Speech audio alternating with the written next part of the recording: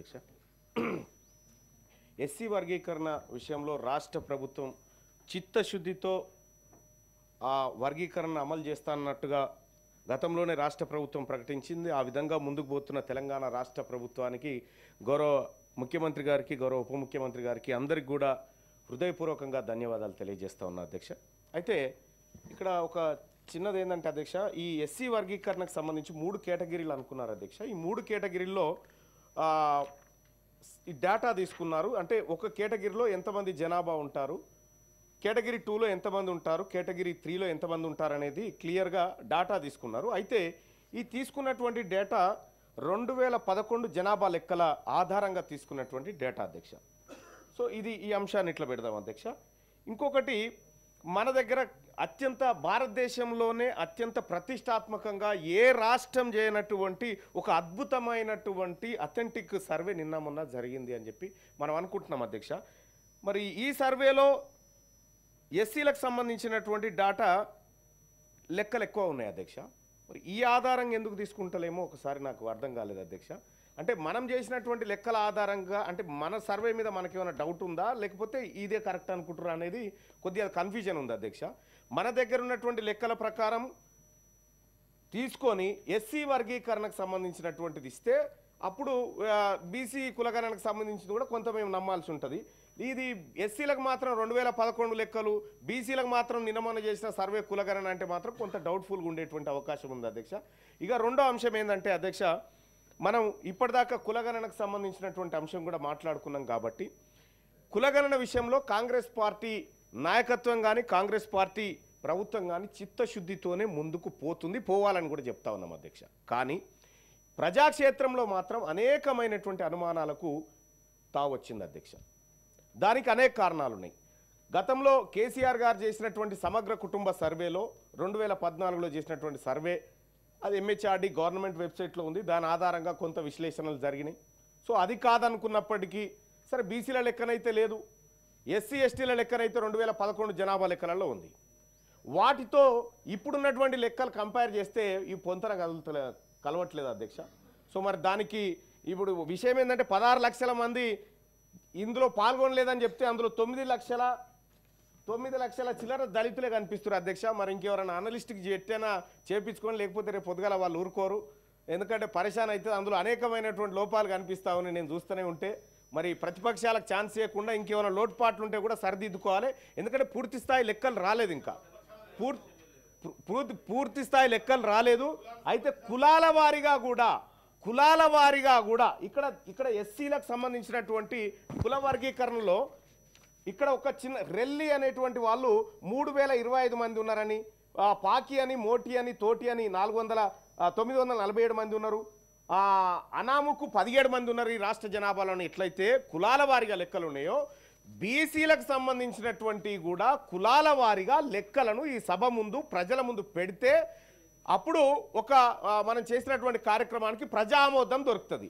లేదు అనుకుంటే కానీ ఇప్పుడు ఈ పత్రం అసలు నాకు అర్థం కాలేదు అధ్యక్ష. ఈ పత్రం ఒకటి పెట్టినాం మనం, కానీ ఇది ఉందని మొన్న ఉత్తమ్ కుమార్ రెడ్డి గారే చెప్పారు, గౌరవ మంత్రివర్యులు. మరి ఈడ గదే కనిపిస్తుంది, ఇంక కొత్తగా ఏం లేదు. ఏమైనా బిల్లు ఏమైనా పెడతారేమో నేను సంతోషంతో ఊరుకొచ్చిన అధ్యక్ష. ఇక్కడ బిల్లు కనిపిస్తలేదు, ఏం కనిపిస్తలేదు, మళ్ళీ గదే ఉంది కథ. బెల్ అంటలేదు. మా అధ్యక్షుల వారు మంచివారు కాబట్టే ఇక కొత్త సభ్యులకు కూడా ట్రైనింగ్, శిక్షణ కోసం అలాంటి చిన్న సభ్యులకు కూడా ఇస్తూ ఉంటారు అధ్యక్షులు. ఆయన గొప్పవారు. అయితే ఇక్కడ అధ్యక్ష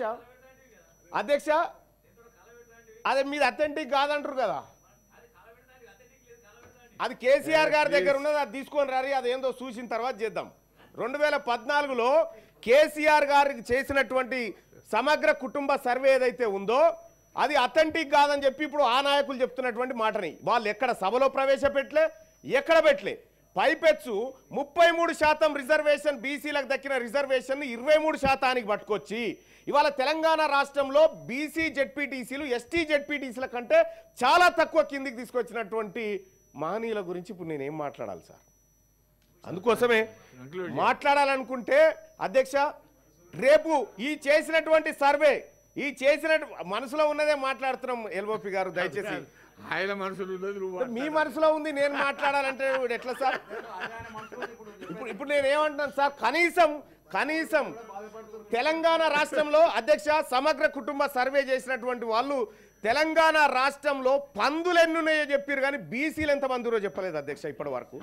పందులు ఎన్నున్నాయో చెప్పారు కానీ ఈ రాష్ట్రంలో కుక్కలు ఎన్ని ఉన్నాయి, నక్కలు ఎన్ని ఉన్నాయో లెక్కలు చెప్పినటువంటి వాళ్ళు ఇవాళ కాంగ్రెస్ పార్టీ ప్రభుత్వం బీసీల లెక్కలను తీసుకొచ్చి మా ముంగడ పెడతా ఉంటే పాపం ఆపోజిషన్లో ఉన్నటువంటి నాయకులు తీన్మార్ మల్లన్న గారు కూడా ఎస్ నా ప్రభుత్వాన్ని నేను స్వేచ్ఛగా అడుగుతా ఉన్నా 2011 లెక్కలు ఎస్సీ వర్గీకరణ కోసం తాజాగా బీసీల కోసం ఈ లెక్కలు ఎందుకు తీసుకుంటున్నారని నా ప్రభుత్వాన్ని నేను అడుగుతా ఉన్నా. నా ప్రభుత్వానికే మనం చేసిన సర్వే మీద నమ్మకం ఉందా లేదా అనేటువంటి విషయాన్ని స్పష్టంగా అడుగుతా ఉన్నా. సరే, ఇక్కడ మనం గమనించాల్సినటువంటి అంశాన్ని ఒకసారి చూస్తే అధ్యక్ష, ఇవాళ బీసీలకు సంబంధించి కేవలం సర్వే చేసినాం, మా దగ్గర లెక్క ఉంది, ఆ లెక్క ఆధారంగా మేము చేసుకుంటూ పోతామంటే కుదరదు అధ్యక్ష. ఈ బీసీలో ఉన్నటువంటి దాదాపు 135 కులాల వారీగా లెక్క, గ్రామాల వారీగా లెక్క, వార్డుల వారీగా లెక్క మా ముందుంచాల్సినటువంటి అవసరం ఉంది అధ్యక్ష. మనం కూడా ప్రభుత్వం కూడా ఏదైతే 3.1% ఏదో మిస్ అయింది, ఆ మిస్ అయింది కంప్లీట్ చేస్తేనే ఇది స్పష్టమైన దేశానికి ఆదర్శవంతమైన సర్వే అవుతుంది. అది వదిలిపెట్టినామంటే అది స్పష్టత లేదు, అది ఏమీ లేకుండా పోతుంది. కాబట్టి ఆ మిగతా వాటి కోసం కూడా రాష్ట్ర ప్రభుత్వం చర్యలు తీసుకోవాలి. సో నేను కూడా రిక్వెస్ట్ చేస్తా ఉన్నా, మీ నాయకుడిని సభకు పట్టుకరాకపోయినా పర్వాలేదు, సర్వేలో నన్ను పాల్గొనవలసిందిగా మీ నాయకుడిని మీరు చెప్పాల్సిందిగా మేము కోరుతా ఉన్నాం. సార్ అధ్యక్ష, ఫైనల్గా ఒక మాట అధ్యక్ష కంక్లూడ్ చేస్తా. బీసీలకు సంబంధించినటువంటి అధ్యక్ష, ఈ బీసీలకు వెనకబడిన తరగతులు మేము క్యాస్ట్ కాదు అధ్యక్ష, క్లాస్. మేము బిగ్ క్లాస్, బీసీలం అంటే బిగ్ క్లాస్ అధ్యక్ష.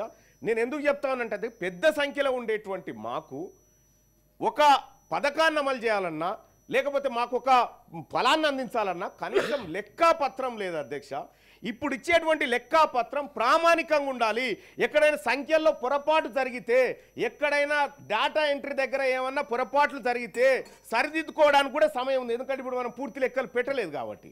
సో అట్లేమైనా మిస్ అయితే కూడా సరిదిద్దుకునేటువంటి ప్రయత్నం చేయాలి. ఎందుకంటే ఇది మా 50% పై చిరుకున్నటువంటి వర్గాలకు సంబంధించినటువంటి తలరాత అక్కడ ఉంది. ఆ తలరాత కరెక్ట్గా ఉంటే మా జీవితాలు మారితే ఆ తలరాత బరాబర్ ఉండాలని చెప్పి కోరుకుంటా ఉన్నాం అధ్యక్ష. ఫైనల్గా ఒకటే మాట అధ్యక్ష, నేనైతే బిల్లు పెడుతురేమో, కేంద్రానికి పంపుతురేమో అని సంతోషంగా వచ్చిన అధ్యక్ష. మరి మళ్ళీ అది ఎప్పుడు పెడుతురో, మళ్ళీ ఎప్పుడు రావనో, ఆ పెట్టినప్పుడు మా బిగ్ క్లాస్ వాళ్ళకి ఎక్కువ సమయం ఇవ్వాలని కోరుకుంటున్నాను.